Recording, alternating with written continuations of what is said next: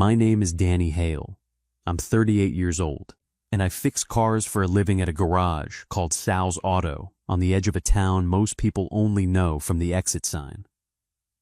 During the day I work the bays, brakes and timing belts, and the same dead batteries every cold morning.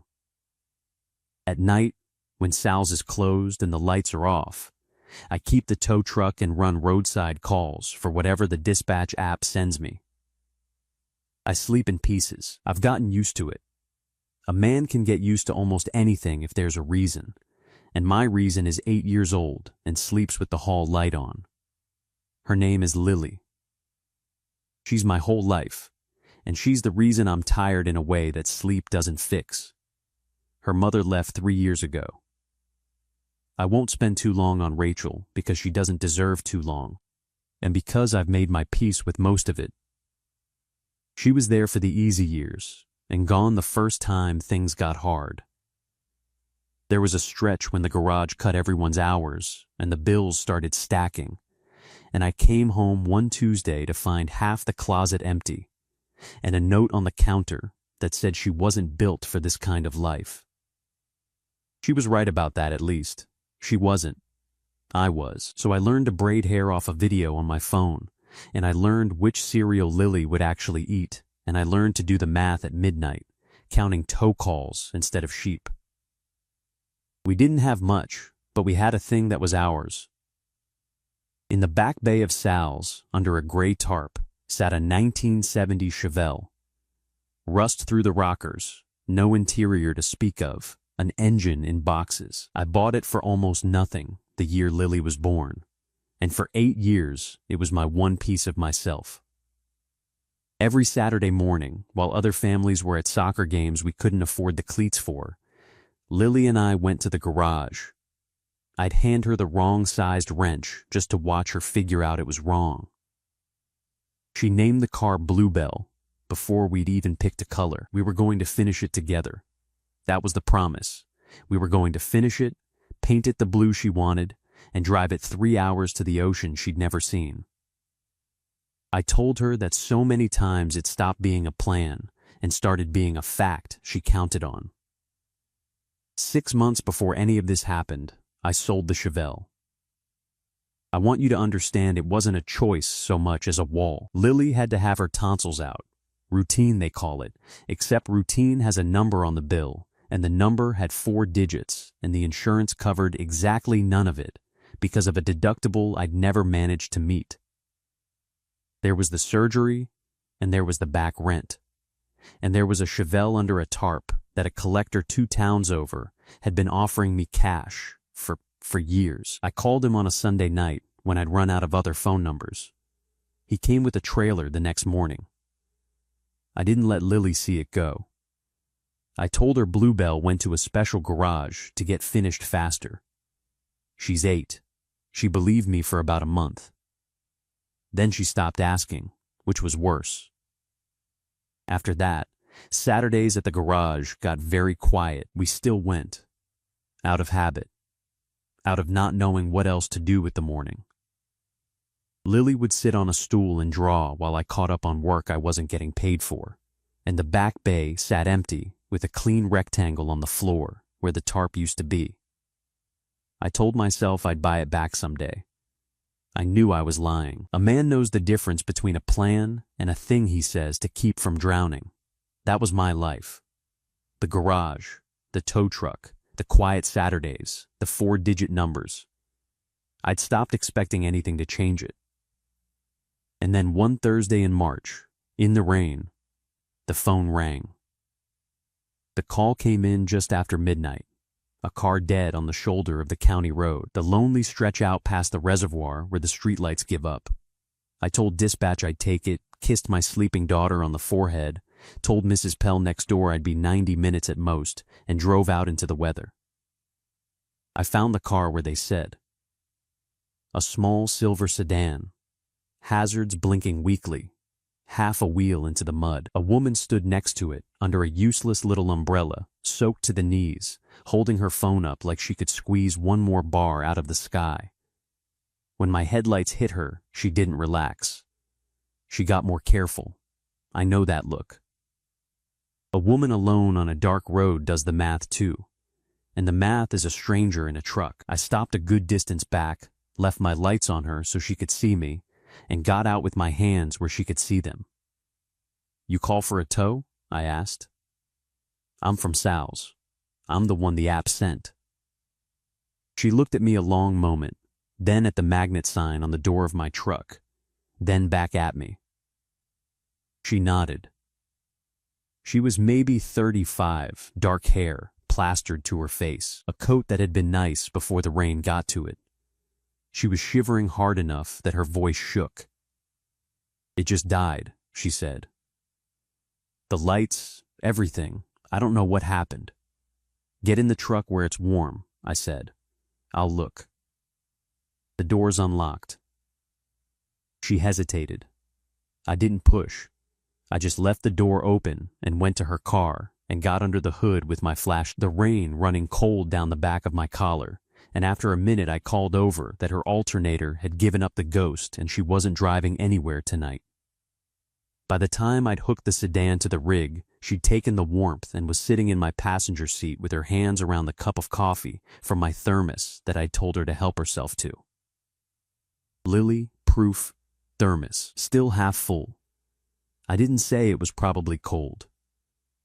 I drove her car to Sal's and her to the all-night diner 2 blocks from her apartment, because that's where she said she wanted to be dropped, somewhere lit, somewhere with people, and I respected that completely. She tried to pay me extra on top of the tow.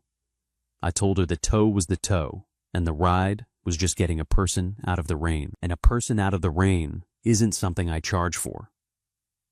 She looked at me strange when I said that, like it didn't compute, and then she thanked me and went inside, and I drove home and relieved Mrs. Pell, and slept for 3 hours before Lily climbed on my chest and informed me it was morning.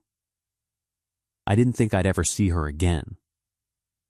That's the thing about this work. You pull 1,000 strangers out of 1,000 bad nights, and they go back to lives you'll never know. You're a pair of headlights, and then you're gone. It was the next afternoon, cleaning out the cab of the truck between jobs, that I found the purse.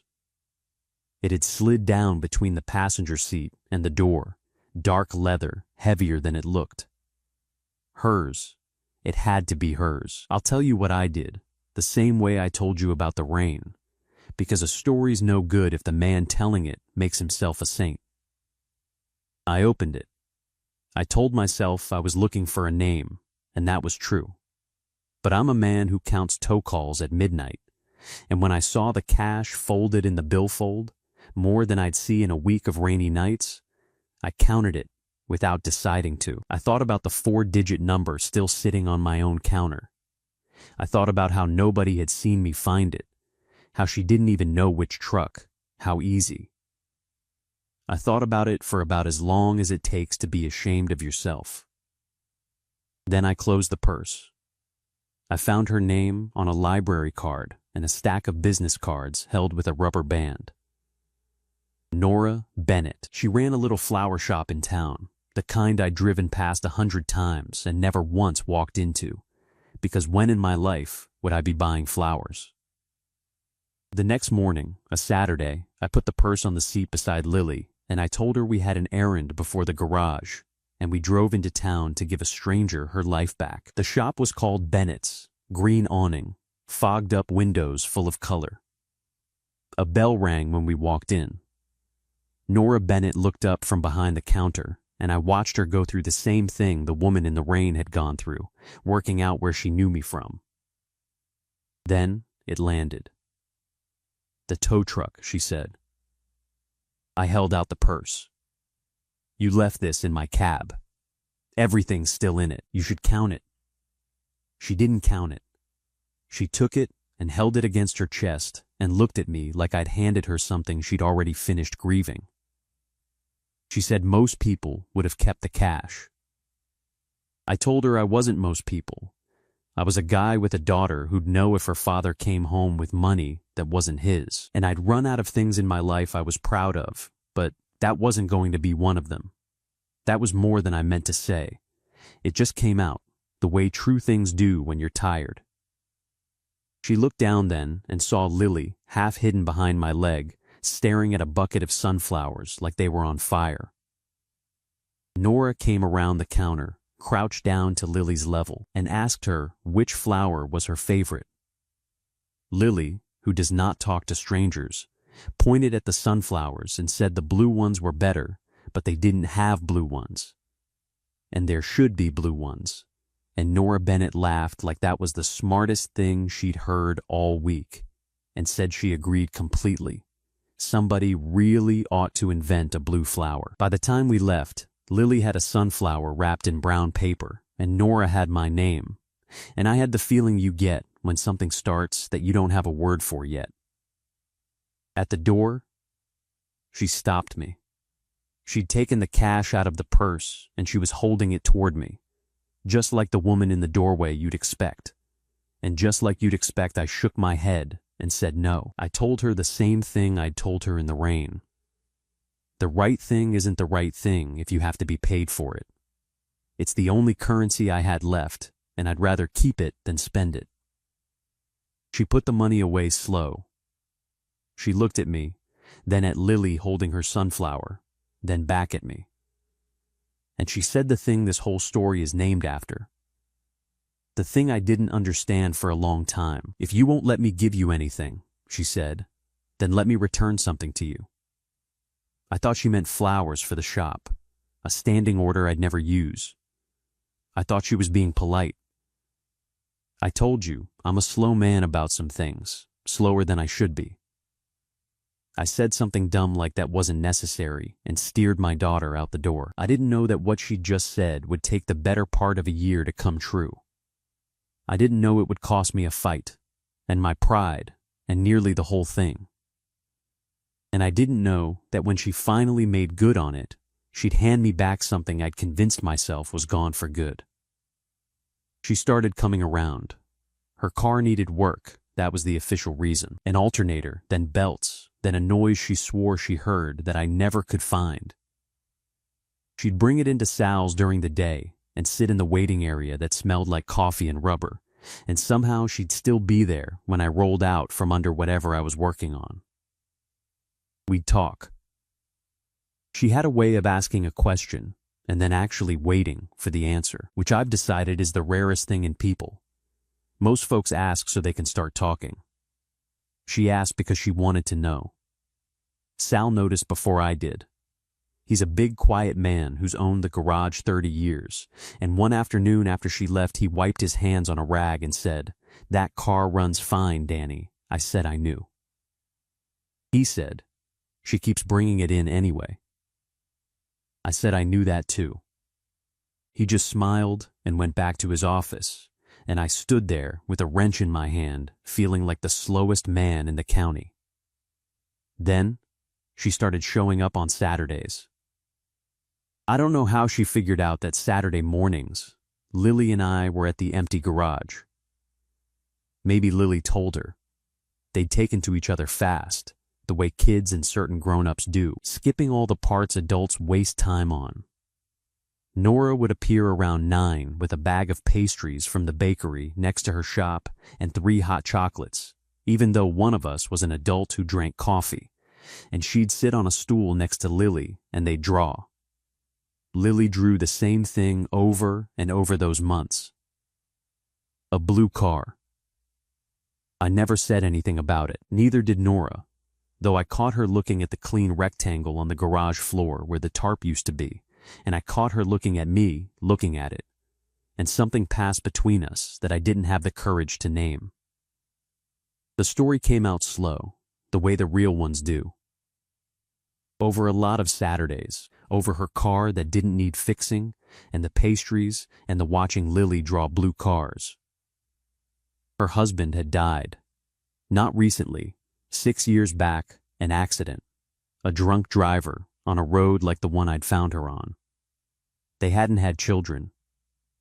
She'd been 29 and a widow, and she'd put her whole self into the flower shop because it was the only thing that would hold still and let her love it. She understood about working yourself past the point of tired so you don't have to feel the quiet. She understood about it better than anyone I'd ever met. I told her about Rachel, about the half-empty closet, about braiding hair off a phone.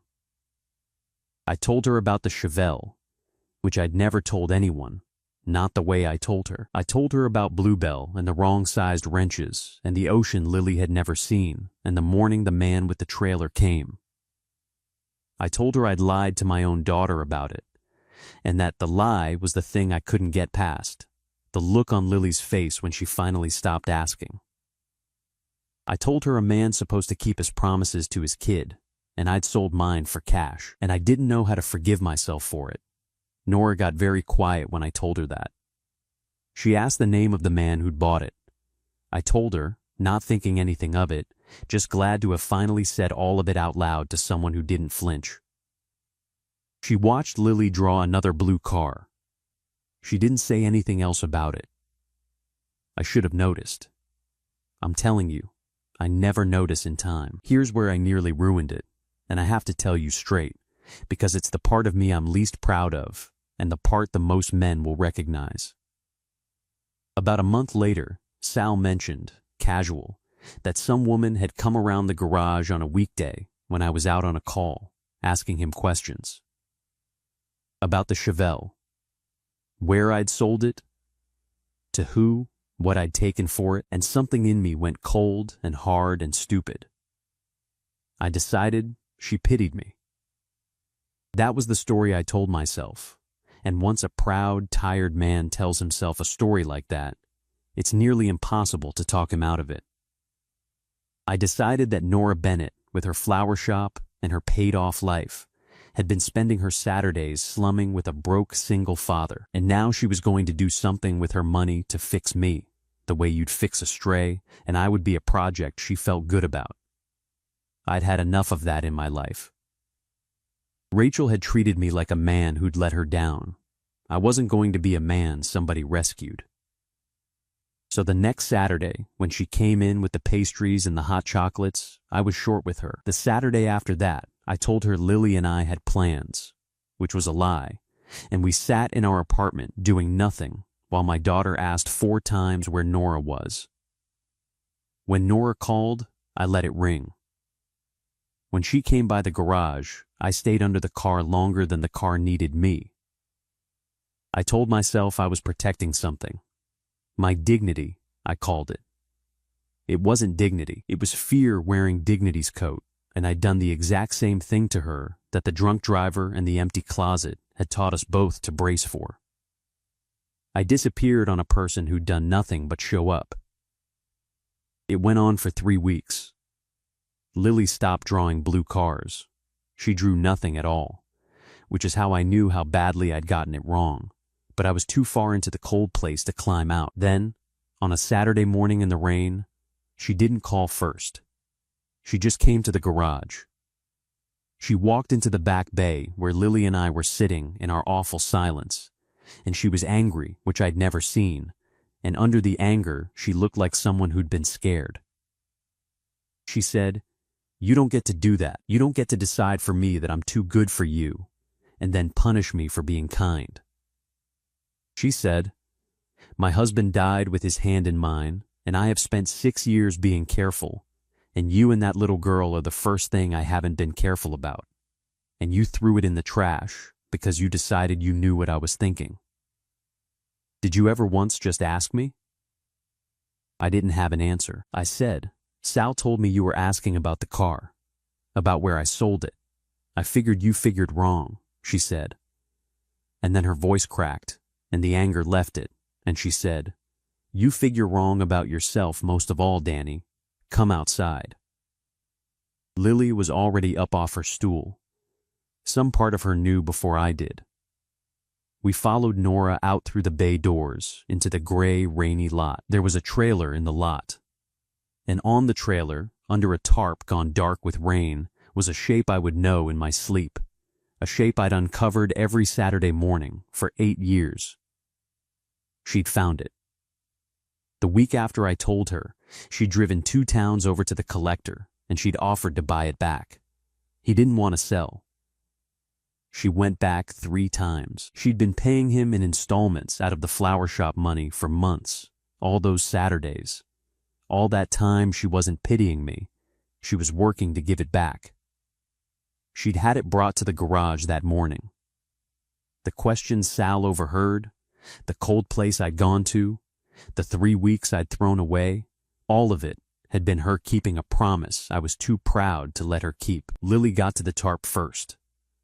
She pulled the corner of it down with both hands, and there was Bluebell, rust and primer and all, the engine still in boxes, exactly as broken and exactly as ours as the day the man took it away. And my daughter turned around in the rain with her whole face come apart and said, "Daddy, Bluebell came home. I want to tell you I said something." I didn't. I got down on the wet asphalt and I held my kid and I cried in front of a woman and my boss, and the morning 40 years of taught not to draining out of me at once. And over the top of Lily's head, I looked at Nora Bennett standing there soaked through, and I finally understood what she'd meant in the doorway of her shop with the sunflowers all around her. "I told you," she said quietly. "I said I'd return something to you. I didn't know what it would be when I said it. I just knew a man who'd hand back a stranger's money with a 4-digit number on his own counter was a man who'd given something away he never should have had to. I wanted to find out what it was. And then I wanted to give it back." We finished the car together. All 3 of us. It took the better part of a year because I'd only let her buy back the shell. The rest, the parts and the paint and the work, that was mine to do, and she understood why without me having to spell it out. She'd learned, 6 years a widow, the difference between a partner and a rescuer, and she let me keep my hands on my own dream. That was the gift inside the gift. She didn't fix my life. She handed me back the thing I needed to fix it myself. We had our fights. The big one, like you'd guess, was about money. The day I found out she'd quietly paid off the back rent that started this whole mess. I was furious. I told her I didn't need saving. I needed a partner, and a partner doesn't manage your life behind your back. She heard me. She undid it. Instead, she sat at my kitchen table and helped me set up a real plan, a number I paid every month, mine, until the day I paid the last of it and we drove down to the water just to watch the waves and not owe anybody anything in the world. She painted Bluebell with Lily. The blue Lily had been drawing for a year. It came out the color of a clear evening just before the stars, and Lily named the exact shade herself and won't tell anyone what's in it. The Saturday we finished, we did the thing I'd promised my daughter back when it was just a fact she counted on. We put the top down, and we drove 3 hours to the ocean Lily had never seen. Nora in the passenger seat, Lily in the back, screaming with joy at every truck we passed. And when we came over the last rise and the gray water opened up huge in front of us, my 8-year-old went completely silent for the first time in her life, and I had to pull over because I couldn't see the road through what was happening to my face. I married Nora Bennett the following spring. Small thing. The flower shop did the flowers, obviously. Lily was the whole wedding party by herself and took the job extremely seriously. Sal cried more than anyone, in a tie that didn't fit.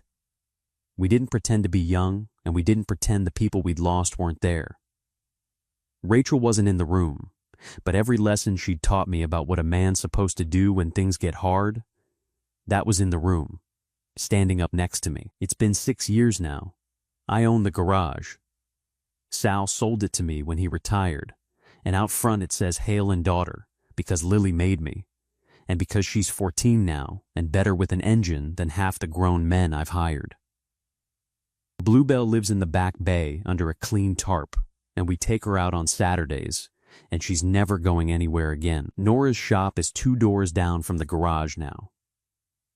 On a slow afternoon, I can walk down and buy my wife flowers from my wife, which she finds less romantic than I do. Sometimes I drive past that lonely stretch of county road by the reservoir, where the streetlights give up, where I found a woman shivering under a useless umbrella on a rainy Thursday. I think about how close I came to never finding out what she meant. How I spent 3 weeks in a cold, stupid place trying to protect a pride that was just fear in a better coat. How I almost did to her exactly what I'd been so afraid she'd do to me. How a proud man will throw away the best thing in his life rather than be seen needing it.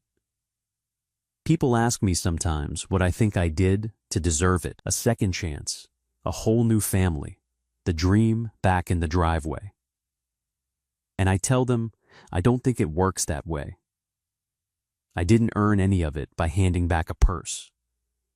Most men would have done the same, and plenty wouldn't have, and I've stopped believing the world keeps that kind of ledger. All I did was the one small right thing in front of me on a day when no one was watching, and I had every reason and every excuse not to. I counted a stranger's money, and then I closed the purse. But I've come to believe that's how it always starts. Not with the grand gesture, not with the big sacrifice, just the small right thing, done quiet, when it costs you and earns you nothing, because of who you've decided to be when no one's looking. And then you go back to your tired life, expecting nothing to change.